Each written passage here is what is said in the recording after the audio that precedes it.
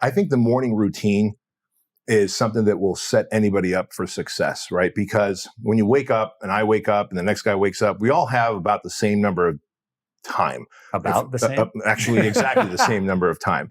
And so since we know that, that means what you do versus what I do matters. And so if I'm screen sucking, the moment I get up, I'm looking at social media, what's going on Facebook, who's talking about what on Instagram, and you're like, hey, I've got this GSD list. I call it the get shit done list. And the GSD list is you're just going to wake up and dominate your day. Like my morning routine is wake up, never hit the snooze button. We've talked about this on your show previously. Drink my 30 ounces of water because Sean Stevenson said so, and then take a shower, and then end up downstairs with my protein shake and my coffee and more water and work off my GSD list. Like that sets me up to win. Checking in on social media is not part of my morning routine because all of a sudden something on social media might trigger me to feel like I'm missing out, might trigger me to feel like I should have been at an event, might trigger me to feel like a sense of guilt, a sense of shame, a sense of whatever. And any of those things, any of those feelings and emotions are not things that I would take into the battle of business. And I'm in the battle of business because when I make money, I can have a greater sense of meaning with it.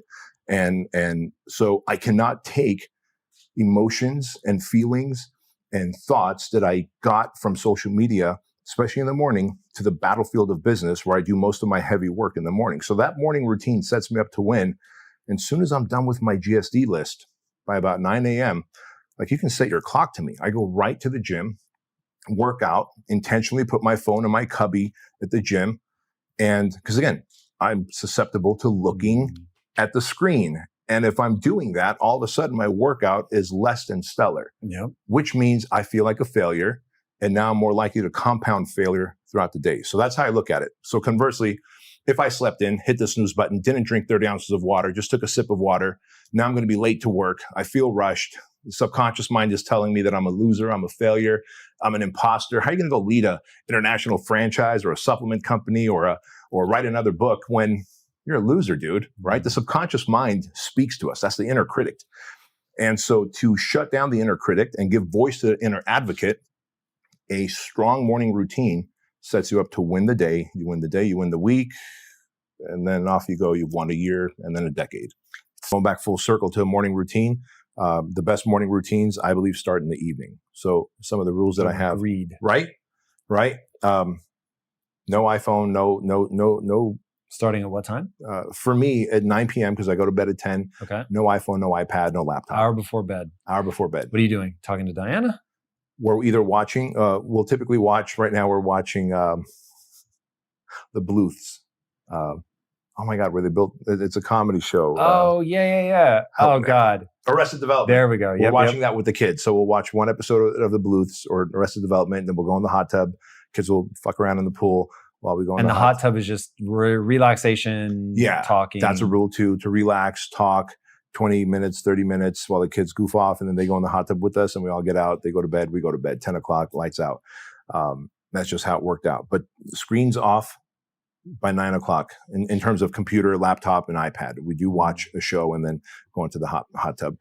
Number one. Number two, bring the 30 ounces of water upstairs with me, because if I'm going to drink 30 ounces of water in the morning, it needs to be on my nightstand. Otherwise, it might take me 20 minutes to get there if I'm showering and doing all this shit. Right.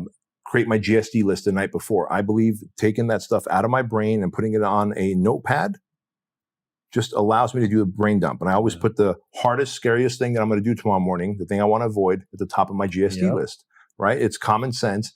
And it's not swirling around in my head and my subconscious mind is keeping me awake thinking about it. It's on a list of 3 to 4 things to do, the worst one at the top of that list. And so, again, that's another one of my evening rituals. And then I'll set my alarm and lights out, off I go. But some other rules are that if there's people who always, and to date, I've got 119 people blocked on my phone, some friends, some clients, former clients, I guess I should say, some just people who were friends, but it's the people that go, hey, Tom, did you see this article about your brand, your company, your thing? And it's always negative. The ones that always, like, motherfucker, did you hear that I was on the Inc. magazine? Did you hear that I was in Entrepreneur magazine's top 500 fast growing franchises? I didn't see you text me the link to that. Right. But you hear that somebody died at a Fit Body boot camp? It's a gym. People do die at a Fit Body boot camp. You know, all of a sudden Sending me, did you hear that somewhere in Tallahassee, Florida, somebody died at a Fit Body boot camp? Thank you. I'm aware of that. Right. And so people who are just so quick to show up with negative news, especially via text, I just block them. Like I'll see a pattern. I don't tell them or whatever, like, hey, I'm going to block you. You got to not do that.